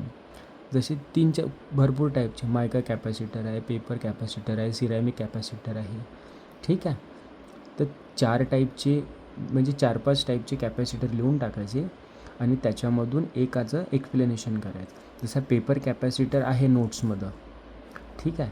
तर या क्वेश्चनचा आन्सर तुम्ही नोट्समधूनच करा, क्वेश्चन नंबर 10, बरोबर आहे. तर याचंही आन्सर तुम्हाला भेटून जाईल. त्याच्यानंतर तुम्ही क्वेश्चन नंबर 6कडे बघा. हा क्वेश्चन तुम्हाला दिसणारच आहे. प्रत्येक क्वेश्चन तुम्हाला करायचे आहे, जे मी तुम्हाला सांगितले, एकही सोडायचा नाही, ठीक आहे. याच्यामध्ये तुम्हाला काय फक्त plot charging voltage and current curve of capacitor, also writes expression for them.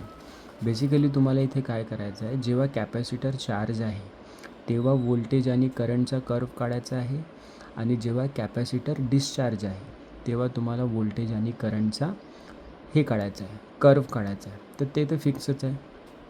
तर याचा आन्सर तुम्ही कुठून कराल, नोट्समधूनच करा, ठीक आहे. आणि इथे जर त्या कर्वमधनं काही व्हॅल्यूज लिहिल्या आहे 0.368, ठीक आहे. तिथे तुम्हाला नसेल दिसली तर मला ग्रुपवर विचारायचं पटकन, मी तुम्हाला प्रॉपर सांगून देईल. बरं, तर याच्यामध्ये थेरी नाही आहे, याच्यामध्ये फक्त तुम्हाला तो कर्व आहे ना तो लक्षात ठेवायचा आहे, ठीक आहे. तर क्वेश्चन बरोबर समजून घ्या. काय तुम्हाला विचारतात का, चार्जिंग, जेव्हा तुमचा कॅपॅसिटर चार्ज असेल तेव्हा तुम्हाला व्होल्टेज करंटचा कर्व काढायचा आहे, ठीक आहे. आणि जेव्हा कॅपॅसिटर डिस्चार्ज असेल तेव्हा तुम्हाला करंट व्होल्टेजचा कर्व काढायचा आहे. ते एक्झाममध्ये चार्जिंग म्हटलं आहे की डिस्चार्जिंग म्हटलं आहे हे तुम्ही व्यवस्थित वाचून घ्या. नाहीतर विचारलं चार्जिंग आणि काढून तुम्ही डिस्चार्जिंगचं राहिलं तर इथे तुमचा आन्सर चुकून जाईल, ठीक आहे. त्याच्यानंतर काय म्हटलं इथे, हा डेरिवेशन आहे, डेरिवेशन तुम्हाला विचारते, ठीक आहे. एक मिनटं बघा, हा जो क्वेश्चन आहे तुमचा कोणता राहिला आहे आपला, फक्त आता हा क्वेश्चन नंबर 5, त्याच्यानंतर क्वेश्चन नंबर 7 राहिला आहे खालचा, बरोबर आहे. क्वेश्चन नंबर 5 हा तुमचा डेरिवेशन आहे. डेरिवेशन कशाचा आहे, एनर्जी स्टोअर्ड इन कॅपॅसिटर. क्वेश्चनला व्यवस्थित वाचायचं, बरोबर. तर याचं मी तुम्हाला ओव्हरलुक देते, बाकी याचं आन्सर जे आहे ते नोट्समध्ये क्वेश्चन नंबर 7 आहे, त्याच्यामध्ये थेरी पण लिहिली आहे, मी इथे वर सांगते. जसं बघा, सी काय आहे तुमचा, कॅपॅसिटन्स आहे. व्ही काय आहे, या कॅपॅसिटरचा अक्रॉसचा व्होल्टेज आहे, ठीक आहे. आणि क्यू काय आहे, चार्ज आहे, कॅपॅसिटरवरचा चार्ज आहे.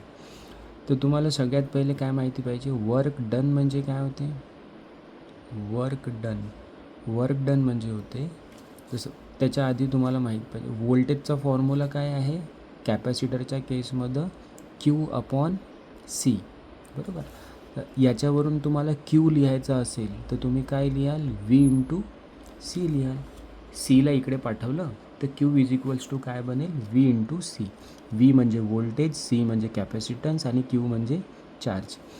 याच्यानंतर काय माहिती पाहिजे आपल्याला, वर्क डन म्हणजे काय होते, व्होल्टेज इंटू DQ म्हणजे काय असते, स्मॉल शिफ्ट इन चार्ज किंवा स्मॉल चेंज इन चार्ज, बरोबर आहे. त्याच्यानंतर काय आहे, आता एनर्जी स्टोअर्ड इन कॅपॅसिटन्सचा फॉर्म्युला राहते, कोणता, एनर्जी स्टोअर्ड इन कॅपॅसिटन्सचा फॉर्म्युला राहते त्याच्यामध्ये तुम्हाला काय करायचं आहे, फॉर्म्युला बघा काय असते, इंटिग्रेशन 0 टू क्यू, इथे राहते वर्क डन. वर्क डन काय आहे तुमचा, DW. या वर्क डनला तुम्ही काय म्हणता, DW म्हणता. आता बघा E is equals to DW म्हणजे काय होते, हा 0 टू क्यू तर असंच राहिला. DW म्हणजे काय आहे, DW म्हणजे काय आहे, V इंटू DQ आहे ना. DW म्हणजे काय होते, V इंटू DQ. आता मला सांगा V इज इक्वल्स टू काय आहे, व्होल्टेज म्हणजे काय होते, Q अपॉन C. DQ तुम्ही ॲज इट इज लिहिला. ठीक आहे. तर मला सांगा इथे इंटिग्रेशन कोणाचा रिस्पेक्टमध्ये आहे, क्यूचा. तर C झाला आपल्यासाठी कॉन्स्टंट, म्हणून याला आपण बाहेर लिहिलं. Integration 0 to Q with respect to DQ. आता मला सांगा एक्सचं इंटिग्रेशन काय होते with respect to X square upon 2 होते.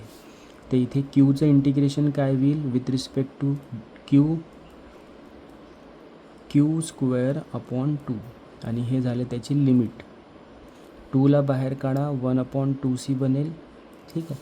आता लिमिट पुट करा, क्यूच्या ठिकाणी क्यू पुट कराल तर तो क्यूच राहणार आहे, मायनस क्यूच्या ठिकाणी 0 पुट कराल तर तो 0 बनून जाईल. तर याचा आन्सर काय राहील, क्यू स्क्वेअर 2 इंटू C बनेल. बरोबर आहे. तर तुम्ही बघा त्याला कसं कराल, 1/2C क्यू स्क्वेअरला तुम्ही 2दा लिहिलं, क्यू इंटू क्यू. का बरं, याचा रिझन आहे आपल्याकडे, हे गोष्ट लक्षात ठेवा. बरोबर आहे. क्यूला तुम्ही असं लिहिलं. ठीक आहे. आता बघा मी इथं कसं लिहित आहे, 1/2 Q into Q by C. या Cला मी एका क्यूच्या खाली लिहिलं. ठीक आहे. का बरं, कारण क्यू अपॉन C म्हणजे काय होते, क्यू अपॉन C म्हणजे काय होते, बघा वर बघा तुम्ही व्यवस्थित, क्यू अपॉन C म्हणजे काय होते, V होते. तर मी इथे काय लिहिल, V लिही. ठीक आहे. समोर काय लिहू, याला अजून चांगल्याने लिहितो म्हटलं तर V इंटू काय लिहू, क्यू लिहा लागेल मला. हा जो क्यू आहे तुम्ही एक तर असा कॅपिटल क्यू लिहा किंवा स्मॉल क्यू लिहा, तुमची इच्छा आहे. ठीक आहे. तर मला सांगा क्यू इज इक्वल्स टू काय होते, सगळ्यात आधी तुम्ही लिहिलं होतं V इंटू C होते. तर 1/2 V तर हा ऑलरेडी होता, V into C. V into V काय बनेल, 1/2 V स्क्वेअर इंटू C. बरोबर आहे. तर तुमचा बेसिकली फायनल फॉर्म्युला काय बनला, 1/2 V स्क्वेअर C. आणि एनर्जी कशामध्ये मोजतो आपण, जूल्समध्ये मोजतो. तर हा झाला तुमचा फायनल डेरिव्हेशन. बरोबर आहे. तर याला थोडंसं तुम्ही बघून घ्या. प्रॉपर याचं एक्सप्लेनेशन कशामध्ये दिलं आहे, नोट्समध्ये. तसं बघा हे नोट्स आहे. ठीक आहे. नोट्समधला क्वेश्चन नंबर किती म्हटलं मी, 7. तर इथे बघा प्रॉपर तुम्हाला थेरी दिली आहे की C म्हणजे कॅपॅसिटन्स, Q म्हणजे चार्ज, पोटेन्शियल डिफरन्स म्हणजे व्होल्टेज, आणि व्होल्टेज इज इक्वल्स टू काय होते, Q/C. Q is equals to काय, V इंटू C. मग वर्क डन, मग एनर्जीचा फॉर्म्युला, मग त्याचं थोडंसं सॉल्व केलं तर हे फायनल आन्सर इथे आला. ठीक आहे. तर हे तुम्ही याच्यामधून प्रॉपर बघून घ्या आणि प्रॅक्टिस करा त्याची. शेवट तुमचं काय राहिलं आहे, न्यूमरिकल राहिलं. तर बघा याच्यामधूनच मी तुम्हाला सांगतो, हे बघा कर्व बघा, याच्यामध्ये काय ना तुम्हाला कर्व फक्त लक्षात पाहिजे. ठीक आहे. बाकी काय नाही. कर्व तुम्ही फक्त डायरेक्ट प्रॅक्टिस करा, लर्न करा, ते जमून जाते तुमचं. बरोबर आहे. आता तुम्हाला काय सांगतो मी, न्यूमरिकल तुम्हाला सांगून देते, वर इथूनच सांगते. जसं बघा तुम्हाला क्वेश्चनमध्ये काय विचारते तुम्हाला, की जसं बघा 3 कॅपॅसिटर कनेक्टेड आहे सिरीजमध्ये किंवा पॅरललमध्ये. तुम्हाला कॅल्क्युलेट काय करायला लावते, इक्विवॅलेंट कॅपॅसिटन्स काढा. बरोबर आहे. तर वर बघा फॉर्म्युला लिहिला आहे मी. सिरीज कनेक्शनसाठी कॅपॅसिटन्सचा फॉर्म्युला काय आहे, CS इज इक्वल्स टू, इथे CS नाही, इथे थोडं चुकलं आहे, 1/CS is equals to 1/C1 plus 1/C2 plus 1/C3. जेवढे कॅपॅसिटन्स असेल त्याला 1/मध्ये लिहायचं सिरीजच्या केसमध्ये. पॅरललसाठी फॉर्म्युला कोणता आहे, C P is equals to, इथे 1/CP नाही आहे, इथे बरोबर आहे, फक्त सी पी आहे, C1 + C2 + C3, जेवढे कॅपॅसिटन्स असेल तेवढे. आता तुम्ही फक्त पहिल्या क्वेश्चनकडे लक्ष द्या, खूप सिम्पल आहे. काय म्हटलं आहे क्वेश्चनमध्ये? 3 कॅपॅसिटर्स 15 मायक्रोफॅरेड, 18 मायक्रोफॅरेड आणि 12 microfarad are connected in a circuit. Find equivalent capacitance when they are connected in, पहिलं कशामध्ये कनेक्ट आहे? फर्स्ट सिरीज, आणि सेकंड टाईम कशामध्ये कनेक्टेड आहे? पॅरललमध्ये. तर अप्रोच बघा न्यूमरिकलचा, पहिले आपण गिवन लिहितो, ठीक आहे. तर C1 काय झाला? 15 मायक्रोफॅरेड, C2 18 मायक्रोफॅरेड आणि C3 12 मायक्रोफॅरेड. फाइंड आउट काय करायचं आहे? Equivalent capacitance. तर सिरीजच्या केसमध्ये इक्विवॅलेंट कॅपॅसिटन्स कसं लिहिलं आपण? CS, आणि पॅरललच्या केसमध्ये इक्विवॅलेंट कॅपॅसिटन्स CP. सोल्युशन कसं लिहाल बघा, लेफ्ट साईडला सिरीजचं टाकलं आहे आपण, राईट साईडला पॅरलल. तर सिरीजच्या केसमध्ये फॉर्म्युला काय आहे? 1/CS is equals to 1/C1 + C2 + C3. 4 capacitor असते तर 1/C4 पण लिहिलं असतं आपण. तर बघा, बस व्हॅल्यू टाकली, C1ची व्हॅल्यू टाकली 15, C2ची व्हॅल्यू 18 आणि C3ची 12. इथे मायक्रोफॅरेड आहे बघा, तीनही मायक्रोफॅरेडमध्ये असल्यामुळे तुम्हाला 10⁶ टाकायची गरज नाही आहे, कारण सेमच आहे. तर बघा 1/CS इज इक्वल्स टू काय आन्सर आलं? 0.2055. तर आता तुम्ही काय करा, 0.2055ला CS ठिकाणी रिप्लेस करा आणि CSला तुम्ही घेऊन जा राईट साईडला. तर तुमचं जे आन्सर निघेल 4. कारण तुम्हाला CS पाहिजे, 1/CS नाही पाहिजे, म्हणून तुम्ही त्याला आता इंटरचेंज केलं. तर CS इज इक्वल्स टू काय बनेल? 1/0.2055. तर 1/0.2055चा आन्सर काय आला? 4.8661. ठीक आहे. याचं युनिट काय राहील? मायक्रोफॅरेडमध्ये. का बरं? कारण सगळे कॅपॅसिटर मायक्रोफॅरेडमध्ये दिले आहे. पॅरललच्या केसमध्ये काय फॉर्म्युला आहे? इथे बघा चुकीने CS लिहिलं आहे, पण CP लिहायचं तुम्ही. फॉर्म्युला तोच आहे, C1 + C2 + C3. काय लिहाल? 15 + 18 + 12. आन्सर किती आलं? 45 मायक्रोफॅरेड, कारण सगळे कॅपॅसिटर मायक्रोफॅरेडमध्ये दिलं आहे. झालं आन्सर तुमचं, संपलं. एवढं सोपं आहे. सेकंड क्वेश्चन बघा, तुम्हाला सांगतो. 3 कॅपॅसिटर्स 16 मायक्रोफॅरेड, 18 मायक्रोफॅरेड आणि 13 microfarad connected in circuit. Find equivalent capacitance when they are connected in a series आणि second time parallel. Same given काय दिलं आहे? 3 कॅपॅसिटर आहे, तर C1 C2 C3 लिहिलं. फाइंड आउट काय करायचं आहे? Equivalent capacitance. तर सिरीजच्या केसमध्ये CS लिहितो, पॅरललच्या केसमध्ये CP लिहितो. सोल्युशन काय आहे बघा, वेन कनेक्टेड इन सिरीज, तर फॉर्म्युला काय आहे? 1/CS is equals to 1/C1 + 1/C2 + 1/C3. Values टाकल्या, आन्सर काढला, सिम्पल. पॅरललच्या केसमध्ये काय फॉर्म्युला आहे? CP is equals to C1 + C2 + C3. Values टाकल्या, आन्सर काढला. एवढं सोपं आहे. इथे CS लिहिलं आहे पॅरललच्या केसमध्ये, ते चुकलं आहे थोडंसं. नेक्स्ट क्वेश्चन बघा. 3 कॅपॅसिटर हॅव कॅपॅसिटन्स किती? 2 मायक्रोफॅरेड, 3 मायक्रोफॅरेड आणि 5 microfarad. What is the effective capacitance, म्हणजे equivalent capacitor when connected in series आणि पॅरलल. गिवनमध्ये काय आहे? तीनही कॅपॅसिटन्स आहे मायक्रोफॅरेड. तर हे तुम्ही बघायचं मायक्रोफॅरेड आहे की मिलीफॅरेड आहे, ठीक आहे. फाइंड आउट काय करायचं आहे? Equivalent capacitance. CSच्या केसमध्ये, सिरीजच्या केसमध्ये CS, पॅरललच्या केसमध्ये CP. फॉर्म्युला लावला बघा, वेन कनेक्टेड इन सिरीज, तर 1/CS is equal to 1/C1 + 1/C2 + 1/C3. पॅरललच्या केसमध्ये काय आहे? C1 + C2 + C3. सिम्पल फॉर्म्युल्यामध्ये हे टाकलं व्हॅल्यूज आणि आन्सर काढलं. ठीक आहे. युनिट बघा मायक्रोफॅरेडमध्ये लिहिलं आहे, हे विसरा नको. हा क्वेश्चन बघा नेक्स्ट. हाही क्वेश्चन सेमच आहे, सेम पॅटर्नवर क्वेश्चन आहे. ठीक आहे. तर याला तुम्ही प्रॅक्टिस करा, ठीक आहे. ही गोष्ट लक्षात ठेवा. याच्यामध्ये थोडंसं बघा, हा चेंज आहे, याच्यामध्ये तुम्हाला ॲड केलं आहे बघा. 3 कॅपॅसिटर आहे, ABC हॅव कॅपॅसिटन्स 10, 50, 25. म्हणजे CA काय आहे? 10, CB काय आहे? 50 आणि CC काय आहे तुमचा? 25 मायक्रोफॅरेड. बरोबर आहे. तर काय म्हटलं आहे, कनेक्टेड इन पॅरललमध्ये कनेक्टेड आहे to a 250 volt supply. Calculate total capacitance. Second तुम्हाला काय म्हटलं आहे, चार्ज म्हटलं आहे अक्रॉस ईच कॅपॅसिटर.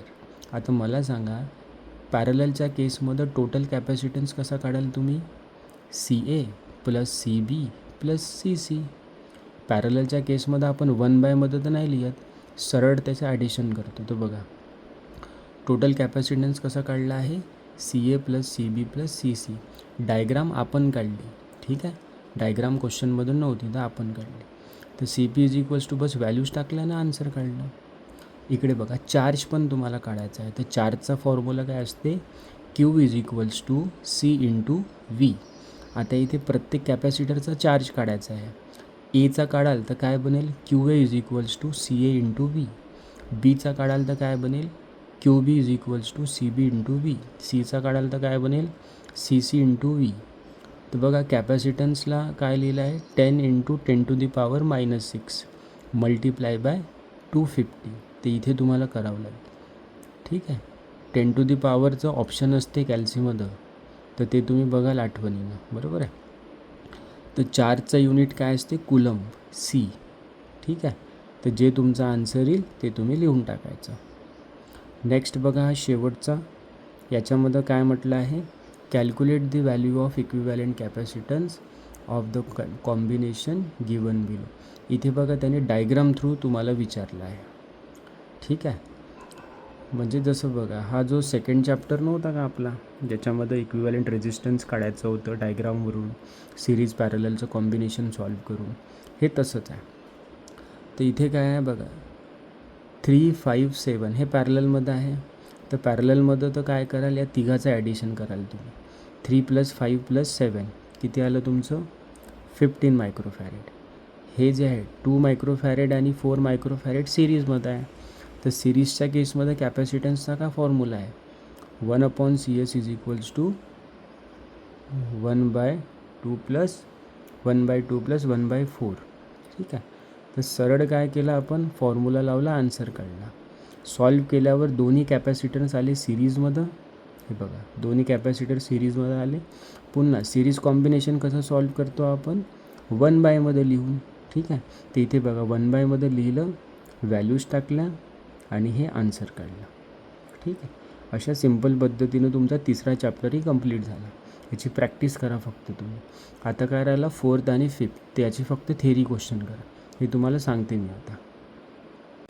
आता बघा हा नेक्स्ट राहिला आहे तुमचा मॅग्नेटिक सर्किट चॅप्टर नंबर 4, बरोबर. तर याच्यामध्ये सगळ्यात पहिला क्वेश्चन काय आहे, compare electric circuit and magnetic circuit. हा नेहमी तुम्हाला कंपॅरिझन येतो म्हणजे येतोच. याला कसं करायला, तर तुम्ही खूप सिम्पल आहे. याचा आन्सर तुम्हाला नोट्समध्ये भेटेल, क्वेश्चन नंबर 5. खूप इझिली लिहिलं आहे त्याच्यामध्ये. जसं बघा इलेक्ट्रिक सर्किटमध्ये काय फ्लो होते, करंट. मॅग्नेटिक सर्किटमध्ये काय फ्लो होते, फ्लक्स. इलेक्ट्रिक सर्किटमध्ये ड्रायव्हिंग फोर्स कोण आहे, EMF. मॅग्नेटिक सर्किटमध्ये ड्रायव्हिंग फोर्स कोणी आहे, MMF. इलेक्ट्रिक सर्किटमध्ये रेजिस्टन्स करतो अपोज. मॅग्नेटिक सर्किटमध्ये अपोज कोण करतो, रिलक्टन्स.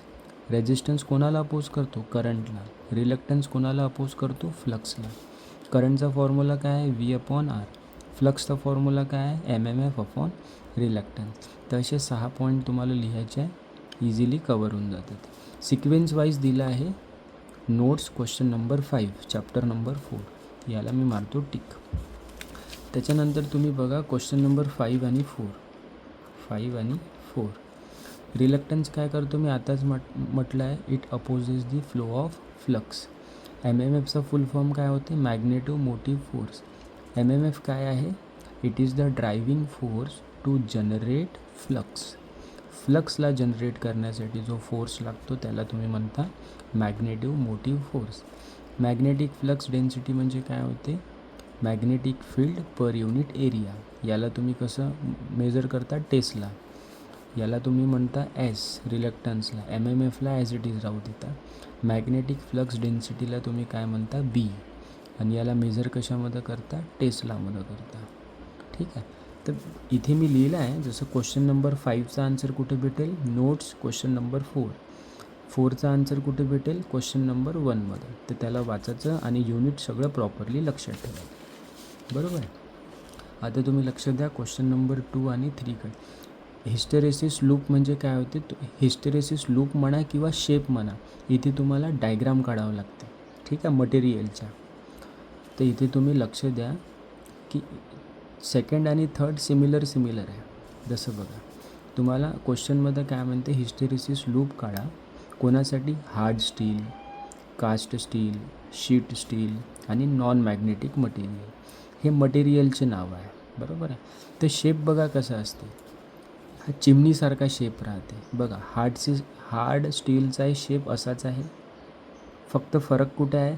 हार्ड स्टीलचा जो शेप आहे तो मोठा आहे, चिमणीसारखाच आहे. कास्ट स्टीलचा त्याच्यापेक्षा थोडा पतला आहे. शीट स्टीलचा त्याच्यापेक्षा अजून पतला आहे. शेप चिमणीसारखाच आहे, पण त्याची जी थिकनेस आहे ना ते कमी करायची. हार्ड स्टीलची मोठी दाखवा, कास्ट स्टीलची त्याच्यापेक्षा छोटी दाखवा, शीट स्टीलची त्याच्यापेक्षा छोटी दाखवा. पण नॉन मॅग्नेटिक मटेरियल जो आहे ना त्याचा हे असतं शेप, प्लेनवाला, लिनियर याला आपण म्हणतो. ठीक आहे. तर याचा आन्सर तुम्हाला कुठे भेटेल? Notes question number 7. Question number 3मध्ये काय आहे? इथे बघा चेंज काय आहे. क्वेश्चन नंबर 2मध्ये ड्रॉ तर करायला लावलं आहे, पण अप्लिकेशन पण लिहायला लावलं. तर इथे लक्ष द्या तुम्ही. हार्ड स्टीलचं अप्लिकेशन काय आहे? Permanent magnet. कास्ट स्टीलचं अप्लिकेशन काय आहे? Steel alloy. नॉन मॅग्नेटिक मटेरियलचं अप्लिकेशन काय आहे? प्लास्टिक. तर क्वेश्चन नंबर 3मध्ये त्यांनी काय केलं? अप्लिकेशन लिहिले. त्यांनी असे मटेरियलचे नावं नाही लिहिले. त्यांनी काय लिहिलं? परमनंट मॅग्नेटचा हिस्टेरेसिस लूप काढा म्हटलं, स्टील अलॉयचा हिस्टेरेसिस लूप काढा, प्लास्टिकचा लूप काढा. पण तुम्हाला माहीत आहे परमनंट मॅग्नेट हे कोणाचं अप्लिकेशन आहे? हार्ड स्टीलचं. स्टील अलॉय हे कोणाचं अप्लिकेशन आहे? कास्ट स्टीलचं. आणि प्लास्टिक हे कोणाचं अप्लिकेशन आहे? नॉन मॅग्नेटिक मटेरियलचं. म्हणजे परमनंट मॅग्नेटचा शेप आहे हार्ड स्टीलसारखा. जो हार्ड स्टीलचा हिस्टेरेसिस लूप आहे तोच राहील परमनंट मॅग्नेटचा. जो कास्ट स्टीलचा लूप हे आहे हिस्टेरेसिस लूप तोच राहील स्टील अलॉयचा. जो नॉन मॅग्नेटिक मटेरियलचा हिस्टेरेसिस लूप आहे तोच राहील प्लास्टिकचा. म्हणजे वेगळं काही आहे का? नाही. क्वेश्चन त्यांनी चेंज केला, आन्सर तेच आहे. तरीही मी नोट्समध्ये वेगळा क्वेश्चन लिहिला आहे, क्वेश्चन नंबर 9. तर तुम्ही याला थोडंसं कम्पेअर करा व्यवस्थित आणि हा 100% तुम्हाला येईलच येईल. बरोबर आहे. क्वेश्चन नंबर 6 बघा तुम्ही. क्वेश्चन नंबर 6मध्ये तुम्हाला काय म्हटलं आहे? परमिॲबिलिटीची व्हॅल्यू विचारली आहे फ्री स्पेससाठी आणि एअरसाठी. तर याचा आन्सर तुम्हाला कुठे भेटेल? नोट्स क्वेश्चन नंबर 5मध्ये भेटेल तुम्हाला. ठीक आहे, ही गोष्ट लक्षात ठेवा. परमिॲबिलिटीला कसं शो करता तुम्ही? याला म्यू म्हणता, म्यू. ठीक आहे. तर याची व्हॅल्यू तुम्ही क्वेश्चन नंबर 5मध्ये बघून घ्या. लास्ट क्वेश्चन कोणता राहिला? 3 पण झाला ना, याला टिक मारतो मी. 4 झाला, 5 झाला, 6 झाला. हा शेवटचा क्वेश्चन तुमचा राहिला 7th नंबरचा. काय म्हणते? हा BH कर्व तुम्हाला काढायचा आहे मॅग्नेटिक मटेरियलचा. सोबत सिग्निफिकन्स ऑफ हिस्टेरेसिस लूप पण लिहायचा आहे आणि ड्रॉ करायचा आहे हिस्टेरेसिस लूप. कोणासाठी? हार्ड स्टील आणि सॉफ्ट स्टील. सॉफ्ट स्टीलला तुम्ही काय म्हणू शकता? कास्ट स्टील पण म्हणता. तर हार्ड स्टील आणि सॉफ्ट स्टीलचा तुम्हाला आन्सर ऑलरेडी भेटून जाईल. बरोबर आहे. BH कर्व काय असते ते मी तुम्हाला ओव्हरलुक देऊन देतो. जसं बघ, BH कर्वचा शेप असा राहते. बरोबर.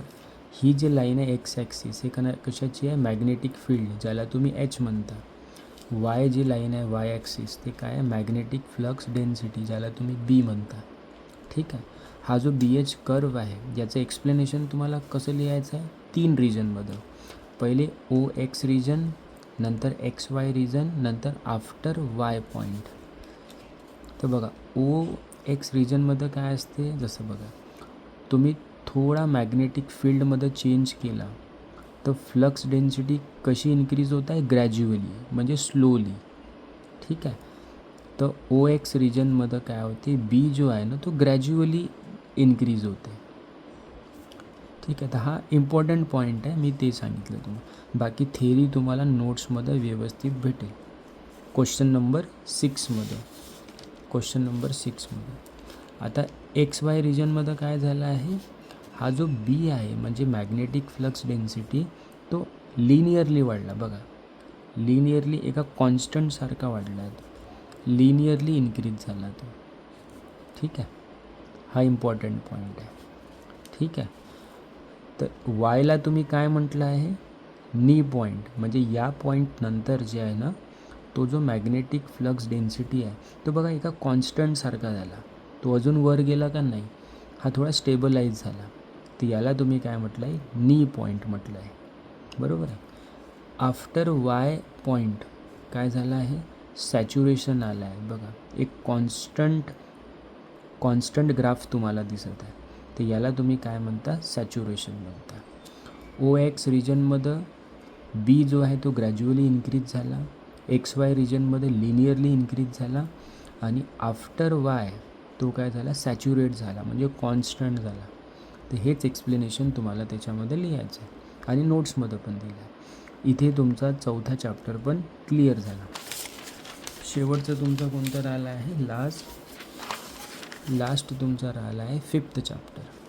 याच्यामध्ये काय, हा 16 मार्काचा आहे, पण इथे तुम्ही न्यूमरिकल सोडले तर फक्त तुम्ही थेरी आणि एक डेरिवेशन आहे ते करत आहे, बाकी काय. इथे बघा क्वेश्चन नंबर 1 काय म्हटलं, state Faraday's law of electromagnetic induction. किती लॉ आहे इलेक्ट्रोमॅग्नेटिक इंडक्शनचे, 2. तर फॅरेडे फर्स्ट लॉ तुम्हाला काय सांगतो, जेव्हा मॅग्नेटिक फील्ड कंडक्टरला कट करते तर त्याच्यामध्ये EMF इंड्यूस होते. हा झाला पहिला लॉ. सेकंड लॉ काय म्हणते, तो जो EMF इंड्यूस झाला आहे कंडक्टरमध्ये त्याची व्हॅल्यू कशावर डिपेंड करते, rate of change of flux. जर फ्लक्स तुमचा जास्त रेटनी चेंज होत आहे तर EMF जास्त बनेल, कमी रेटनी व्हॅरी करत आहे तर कमी EMF बनेल. हा झाला तुमचा सेकंड लॉ. आन्सर कुठं भेटेल तुम्हाला, winter 23 model answer question number 1F, किंवा नोट्समध्ये तर प्रत्येकाचा आन्सर आहे. आता तुम्ही सेकंड बघा, तुम्ही आता काय बघा, क्वेश्चन नंबर 4 बघा डायरेक्ट पहिले, टाईप्स ऑफ इंड्यूस EMF. किती टाईप्स आहे, स्टॅटिकली इंड्यूस EMF आहे आणि डायनॅमिकली इंड्यूस EMF आहे. समोर जाऊन स्टॅटिकलीचे पुन्हा 2 पार्ट आहे, सेल्फ इंड्यूस EMF आणि mutual induce EMF. Dynamically induce EMFचे टाईप्स नाही आहे, बरोबर आहे. स्टॅटिकली इंड्यूस EMF म्हणजे काय होते, जिथे विदाऊट एनी रिलेटिव्ह मोशननी EMF इंड्यूस झाला त्याला तुम्ही स्टॅटिकली इंड्यूस EMF म्हणता. आणि जिथे रिलेटिव्ह मोशन केल्याने, ठीक आहे, रिलेटिव्ह मोशन केल्याने जर EMF इंड्यूस होत असेल त्याला तुम्ही डायनॅमिकली इंड्यूस EMF म्हणता. जसं ट्रान्सफॉर्मर तुम्हाला घुमताना दिसते का, नाही, तर तिथे जो EMF इंड्यूस होते तो स्टॅटिकली इंड्यूस EMF आहे. पण मोटर आपली घुमते म्हणजे तिथे रिलेटिव्ह मोशन आहे. ठीक आहे, तर तिथे जो EMF इंड्यूस होतो ना त्याला तुम्ही डायनॅमिकली इंड्यूस EMF म्हणाल. ठीक आहे, तर इथे बेस्ट काय राहील, तुम्ही एक काम करा, तुम्ही क्वेश्चन नंबर 2 लर्न करा, म्हणजे डिफरन्स बिटवीन लर्न केलं तर तुम्ही सेम आन्सर याच्यामध्ये पण लिहू शकता 4मध्ये.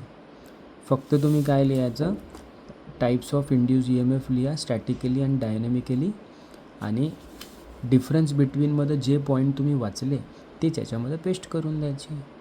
म्हणजे फक्त डिफरन्स बिटवीन करा, बाकी सेम आन्सर तुम्ही थेरी जर विचारली तर लिहू शकता. जसं बघा क्वेश्चन नंबर 5 बघा, इथे काय म्हटलं, state and explain statically and dynamically induce EMF. तर याच्यामध्ये काय लिहायचं, जे डिफरन्स बिटवीनमध्ये पॉईंट वाचले तेच याच्यामध्ये लिहायचं. फक्त 2 पार्टिशियनमध्ये नको लिहाल, 1 बाय 1 लिहाल. ठीक आहे, तर तुम्ही फक्त डिफरन्स बिटवीन याला वाचा. कुठे भेटेल तुम्हाला, winter 23 model answer question number 2D. ते वाचलं का बाकी तुमचे इझिली होऊन जाते. ठीक आहे, आता क्वेश्चन नंबर 3कडे थोडंसं लक्ष द्या. सेल्फ इंडक्टन्स म्हणते, इंडक्टन्स काय आहे, हे प्रॉपर्टी आहे इंडक्टरची जो चेंज इन करंटला अपोज करते. ठीक आहे, सोबत तुम्हाला प्रूफ पण करा म्हणते. ठीक आहे, तर प्रूफ तुम्ही कसं कराल, आता प्रूफचं तुम्हाला हे करावं लागेल, तुम्हाला नोट्समध्ये तुम्ही पाहू शकता, नोट्समध्ये याचा आन्सर दिला आहे ऑलरेडी. नोट्समध्ये जसं बघा, हा क्वेश्चन आहे नोट्समधला क्वेश्चन नंबर 3. ठीक आहे, जसं बघा आता सेल्फ इंडक्टन्सचा फॉर्म्युला काय राहतो, L is equals to N phi upon I. याला तुम्ही इक्वेशन नंबर 1 दिलं, बरोबर आहे. Ohm's law of magnetic circuit, Ohm's लॉनुसार फाय इज इक्वल्स टू काय होते, MMF अपॉन रिलक्टन्स. आणि रिलक्टन्सला तुम्ही कसं लिहिता, S लिहिता. MMF म्हणजे काय होते, N इंटू आय, बरोबर आहे.